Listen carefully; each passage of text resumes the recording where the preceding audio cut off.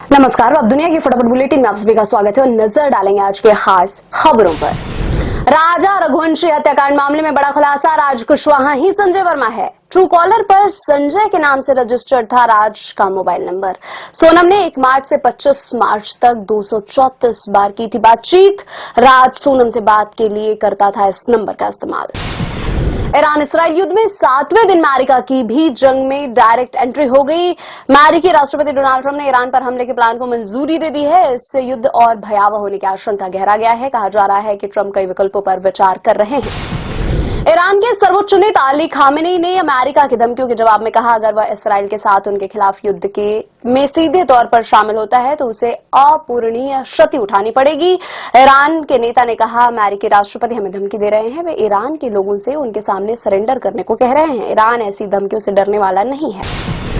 Israel की सेना ने लोगों से ईरान में अराक भारी जल रिएक्टर के आसपास क्षेत्रों को खाली करने को कहा। इसराइल की सेना ने सोशल मीडिया के जरिए चेतावनी देते हुए उपग्रह से ली गई तस्वीरें साझा की। इसमें रिएक्टर को लाल घेरे में दर्शाया गया है।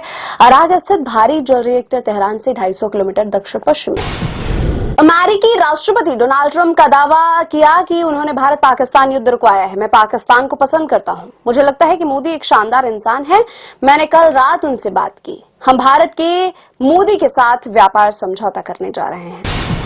पाकिस्तानी सेना प्रमुख असीम मुनीर ने भारत और पाकिस्तान के बीच युद्ध विराम करने में अमेरिकी राष्ट्रपति डोनाल्ड ट्रंप की भूमिका की सराहना करते हुए उनके लिए नोबेल शांति पुरस्कार की मांग की। कहा जा रहा है कि मुनीर ने इस तरह ट्रंप के मन की बात कहकर अमेरिकी राष्ट्रपति को खुश कर दिया। सवाल ये उठ रहा है कि क्या इसी वजह से ट्रंप उन्हें लंच पर बुलाया था।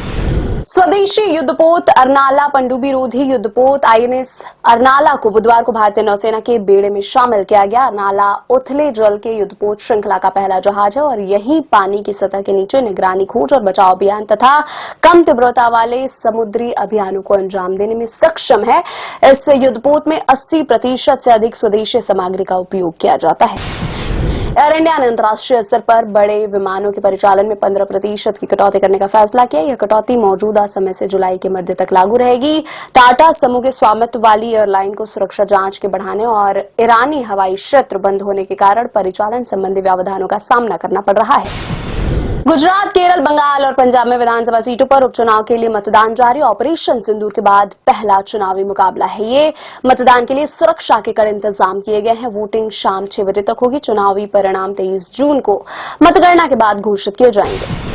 महाराष्ट्र में बुधवार को कोरोना वायरस के 61 नए मामले सामने आए। मुंबई में 19, पुणे में 11, पिंपरी चिंचवाड़ा में 5 नए मरीज मिले।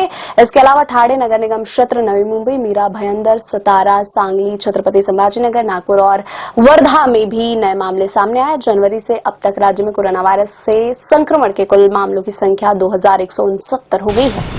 ये थे आज की फटाफट बुलेटिन। ऐसे ही ताजा अपडेट्स के लिए बने रहे हमारे साथ, यानी कि विजिट करें अब दुनिया पर।